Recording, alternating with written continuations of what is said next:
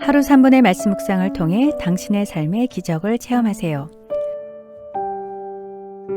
믿음의 사디를 세우는 성경 암송 72구절. 그리스도를 전파함, 그리스도가 형벌을 받음. 베드로전서 3장 18절. 그리스도께서도 단번에 죄를 위하여 죽으사 의인으로서 불의한 자를 대신하였으니 이는 우리를 하나님 앞으로 인도하려 하심이라. 육체로는 죽임을 당하시고 영으로는 살리심을 받으셨으니. 산 정상에 올라가는 길이 많듯이 다원주의 가치관에서는 절대적인 가치나 진리가 없습니다. 내가 인정받고 싶으면 남도 인정해야 하고 좋은 게 좋은 거고 너도 옳고 나도 옳다고 말합니다. 세상에는 수많은 종교가 있습니다.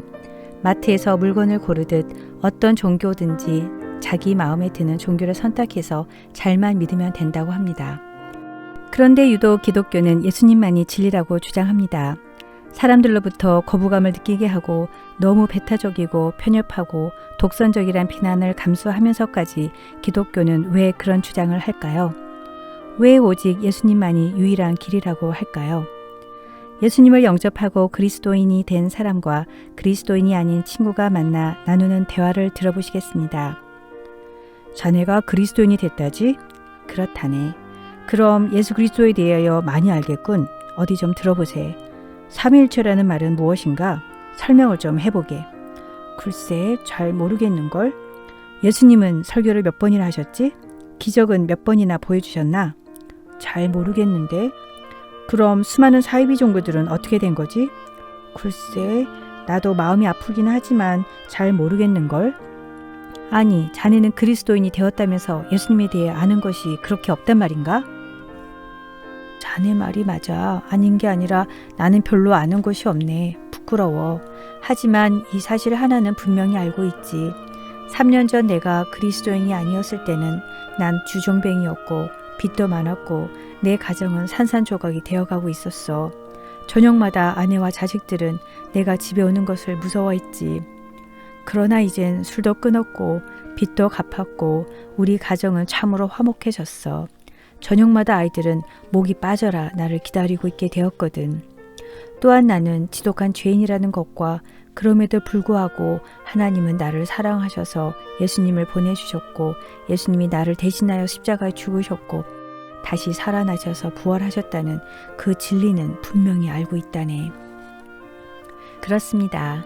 예수님은 2000년 전에도 한 사람 한 사람을 만나주셨고 지금도 우리를 개인적으로 1대1로 만나주셔서 우리 인생을 송두리째 바꾸어 놓으셨습니다. 예수님은 도대체 누구시길래 우리의 인생을 이렇게 바꾸어 놓으실까요? 죄가 없으신 하나님의 아들 예수 그리스도께서는 죄인인 나를 위해 죽으셨습니다. 그리고 그 한 번의 죽으심으로 우리의 모든 죄를 담당하셨습니다. 예수님은 죽은 지 사흘 만에 살아나셨습니다. 죽음의 권세를 이기시고 부활하신 것입니다. 육체는 죽었지만 성령 안에서 다시 살아나셔서 하나님의 우편에 앉아 계십니다. 예수님의 부활로 우리도 다시 살아날 것을 친히 보여주신 것입니다. 사람들은 예수님을 인류 4대 성인 중에 하나라고 말합니다.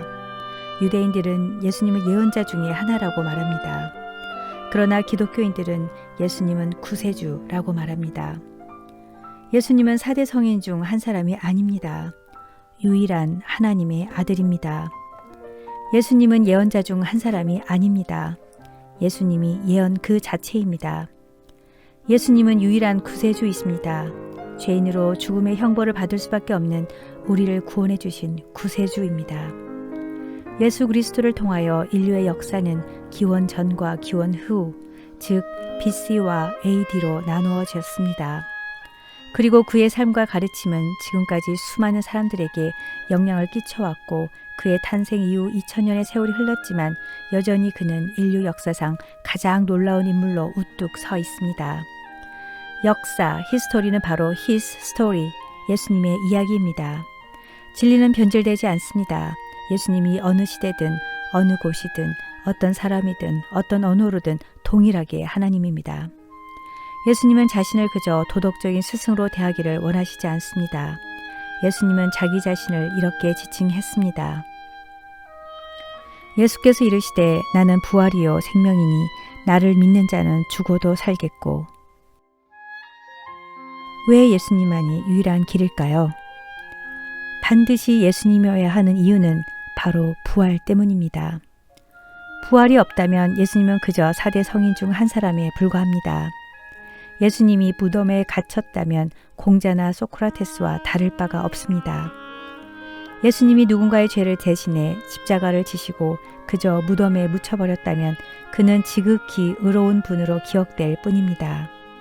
예수님의 무덤은 아마 유명 관광지나 공원이 되었을 것입니다. 시험에는 두 가지가 있습니다. 열심히 공부해서 풀어야 하는 시험이 있고 이미 답을 다 알려주고 그것을 읽고 깨닫도록 하는 시험이 있습니다. 하나님은 성경을 통해 답을 다 알려주셨습니다. 나는 누구이고 어떻게 창조되었고 내가 왜 태어났고 어떻게 살아야 하는지 성경에 다 써 있습니다. 오로지 성경을 통하여 우주를 만드신 하나님 자신을 계시해 주셨고 인간이 구원받을 수 있는 길을 보여주셨습니다. 그 유일한 길이 바로 예수님입니다. 여러분 모두 성경을 통하여 예수님을 만나 종교를 뛰어넘는 예수님에 대해 더 많이 알아감으로 우리의 유일한 구원자 되시는 예수님과 함께 인생의 참된 의미와 목적을 발견하시길 간절히 기도합니다.